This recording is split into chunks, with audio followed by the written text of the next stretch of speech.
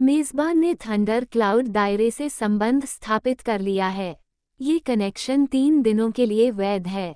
शुरुआती खोज के दौरान मेजबान को शुरुआती सुरक्षा प्रदान की जाएगी। अन्वेषण के दौरान असीमित संख्या में मौतें। मेजबान और पालतू जानवर के बीच एक अस्थायी अनुबंध स्थापित हो गया है। कृपया आप स्वयं ही निकल जाइए। सू पिंग अभी भी अपने सामने खुल रही इस विशाल और प्राचीन भूमि को देखकर स्तब्ध था कि तभी उसके दिमाग में आ रहे त्वरित संदेशों की एक श्रृंखला ने उसे वास्तविकता में वापस खींच लिया। वह अचानक रुक गया। तुरंत ही उसने एक रेखा देखी जो खतरे का संकेत दे रही थी। मृतकों की संख्या। उसके मन में एक बुरी आशंका पैदा हो गई। अचानक ही एक विशाल छाया उसके सिर के ऊपर से गुजरी। ऐसा लगा मानो दिन और भी अंधेरा हो गया हो। सू पिंग ने अपना सिर उठाया और उस दृश्य को देखकर उसकी पुतलियां तुरंत फैल गईं। आकाश को ढकने और सूर्य को भी ढांक लेने वाले विशाल पंखों का एक जोड़ा अनंत तक फैले बादलों के विशाल सागर को हिला रहा था। गहरे बैंगनी रंग के पंखों के बीच बिजली चमकी और गरज उठी। उनके सबसे करीब मौजूद अनगिनत बादल लुढ़कने लगे। यह क्या बदतमीजी है? सू पिंग अवाक रह गई। एक विशालकाय नीली वेल भी इस विशालकाय जीव के पंख से छोटी होगी। जब वह अभी भी सदमे में था, तभी कुछ ही सेकंड में एक तेज आंधी आई, जो बहुत ऊंचाई से नीचे झपटी और हजारों हवा के ब्लेड की तरह उस पर प्रहार करने लगी। दौड़ना। जैसे ही सू पिंग के मन में यह विचार आया, उसे अपने पूरे शरीर में असहनीय दर्द महसूस हुआ। उसकी दृष्टि धुंधली हो गई और अचानक अंधेरा छा गया। क्या मैं मर गया? सू पिंग ने भारी आंखों से सोचा, लेकिन तभी अचानक प्रकाश की बाढ़ सी आ गई। उसने आंखें खोली। उसके सामने वही विशाल और प्राचीन दृश्य था, फिर भी वातावरण बदला हुआ सा लग रहा था। अब वो विशाल वृक्षों से घिरा नहीं था, बल्कि हरी भरी और लंबी घास से घिरा हुआ था। उसे सिस्टम से आया त्वरित संदेश याद आ गया। सू पिंग होश में आया। क्या यही तथाकथित असीमित संख्या में मौतें थीं? क्या वह उस जगह पर जितनी बार चाहे उतनी बार मर सकता था? इस विचार से उसे कुछ राहत मिली। हालांकि इसके बावजूद अगले ही पल उसे गालियों की बौछार करने की तीव्र इच्छा हुई। हालांकि उसकी जान सचमुच में नहीं जाएगी, लेकिन वह उस दर्द को सहना नहीं चाहेगा जब उसे लगेगा कि उसके टुकड़े टुकड़े हो जाएंगे। ये बहुत दर्दनाक था। सिस्टम, मैं घर जाना चाहती हूँ, सू पिंग ने व्यथित स्वर में गिड़गिड़ाना शुरू किया। ये लक्ष्य पूरा नहीं हुआ है। समय से पहले वापसी की अनुमति नहीं है। उद्धरण चिन्ह उद्धरण चिन्ह। चेतावनी। पहली बार अपशब्दों का प्रयोग हो रहा है। उद्धरण चिन्ह विस्मयादिबोधक चिन्ह विस्मयादिबोधक चिन्ह उद्धरण चिन्ह। सू पिंग का चेहरा पीला पड़ गया। क्या उसे 3 दिन तक इस वीरान दुनिया में रहना पड़ेगा जहां विशालकाय जानवर बेकाबू होकर घूम रहे हैं? उसे कितनी मौतें देखनी पड़ेंगी? वह मानसिक रूप से टूटने की कगार पर था। ये किस तरह की व्यवस्था थी? सरसराहट टिल्ड। अचानक उसे एक हल्की सी आवाज सुनाई दी। उस आवाज से सू पिंग के रोंगटे खड़े हो गए।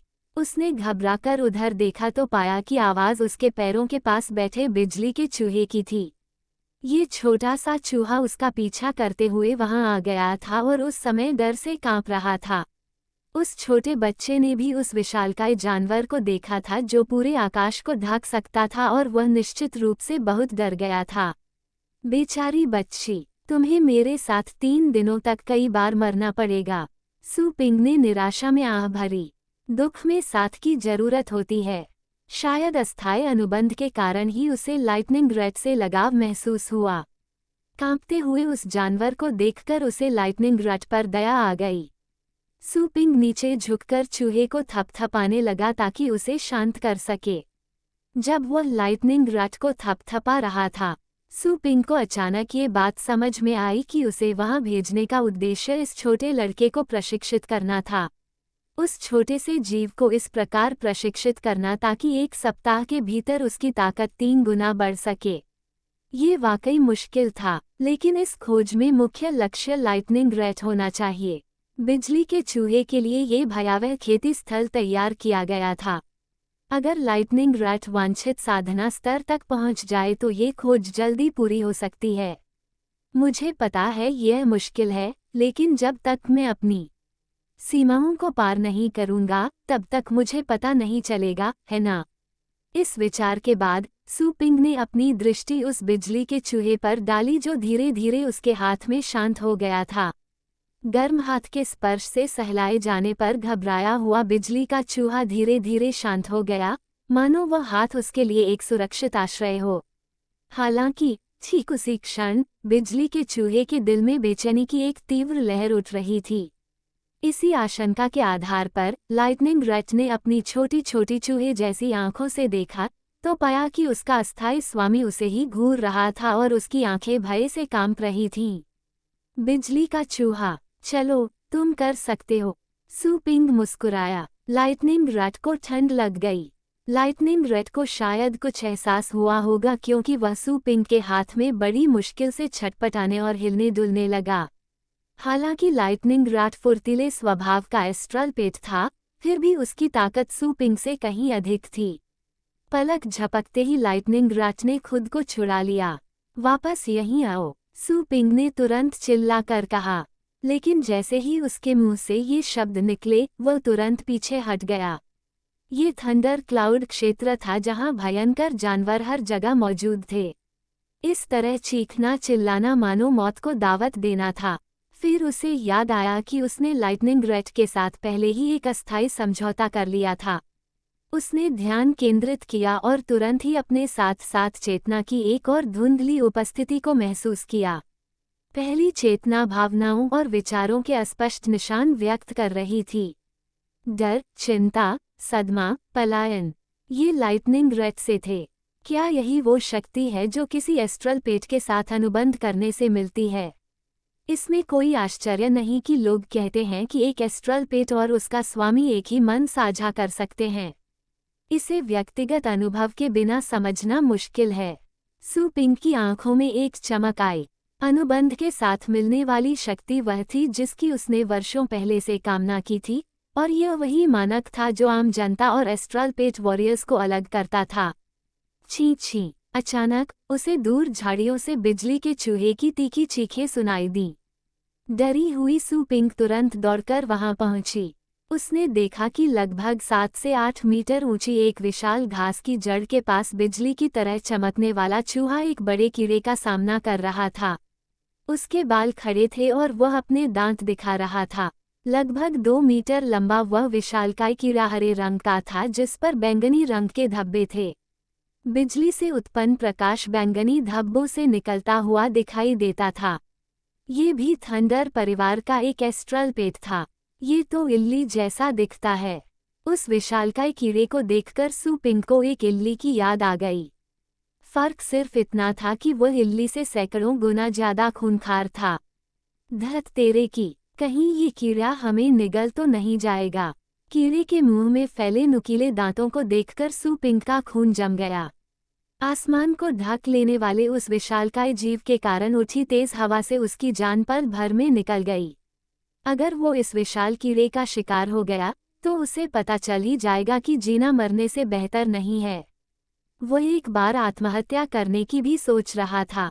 हालांकि अगर उसने ऐसा किया भी तो बाद में उसका पुनर्जन्म किसी अन्य यादृच्छिक स्थान पर होगा। एक और बात थी, उसके आसपास ऐसी कोई चीज नहीं थी जिसका इस्तेमाल हथियार के रूप में किया जा सके। सू पिंग ने चारों ओर देखा और उसे जमीन पर केवल एक पत्थर दिखाई दिया। वो मिली जुली भावनाओं से भर गया। क्या उसने खुद को पीट पीट कर मार डाला? एक ही वार में खुद को मारने के लिए उसे कितनी ताकत लगानी पड़ेगी? अगर वह ऐसा नहीं कर सका, तो अगर वह अधमरी अवस्था में ही रहा तो वह क्या कर सकता था? ये सवाल सू पिंग के दिमाग में एक जटिल दार्शनिक पहेली की तरह घूम रहा था। छी! सू पिंग अभी भी इस बारे में सोच ही रहा था कि खुद को पत्थर से मारने के लिए सबसे सुविधाजनक और घातक कौन सा होगा, तभी अचानक उसे एक तीखी चीख सुनाई दी। उसने ऊपर देखा। बिजली की तरह दिखने वाला चूहा अपनी जान गंवाने ही वाला था। उसे एक विशालकाय कीड़े ने पकड़ लिया था। उस विशालकाय कीड़े के कई पैर थे, बिल्कुल कनखजूरे की तरह। उसके नुकीले किनारों ने बिजली की तरह दिखने वाले चूहे के कोमल पेट को छेद दिया। खून बह रहा था। थोड़ी देर संघर्ष करने के बाद बिजली की तरह दिखने वाला चूहा मर गया। सू पिंग का चेहरा पीला पड़ गया था। वो उस दृश्य को देख नहीं पा रहा था और उसके मन में गुस्से की एक अजीब सी भावना उमड़ रही थी।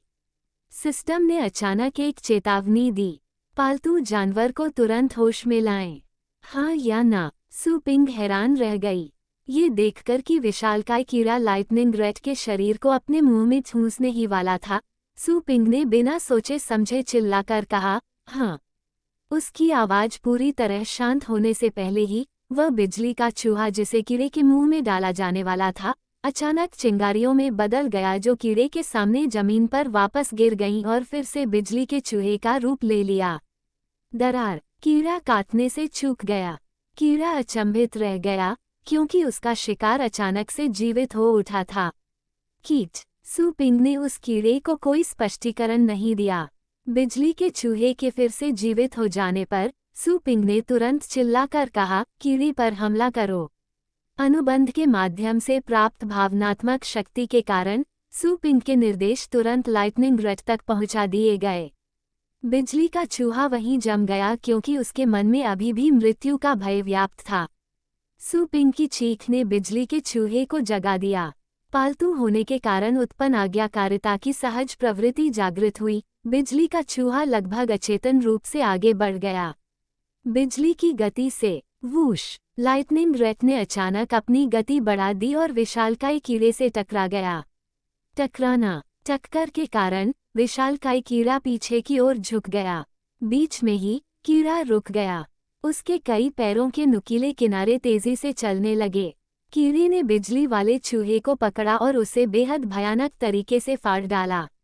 लाइटनिंग रैट फिर से मर गया। क्या पालतू जानवर को तुरंत होश में लाया जा सकता है? हाँ या ना? इसे करें। सू पिंग ने इस बारे में ज्यादा नहीं सोचा। उसने बिजली के चूहे के दोबारा जीवित होते ही हमला करने का एक और आदेश जारी किया। पुनर्जीवन की असीमित संख्या को देखते हुए सू पिंग को पूरा विश्वास था कि वे अंततः इस विशालकाय कीड़े को मार गिराएंगे। हालांकि कीड़े और बिजली के चूहे की क्षमताओं में बहुत बड़ा अंतर था, फिर भी बिजली के चूहे के जीतने की संभावना थी। उसे जीत के इस छोटे से छोटे मौके को भी भुनाना था।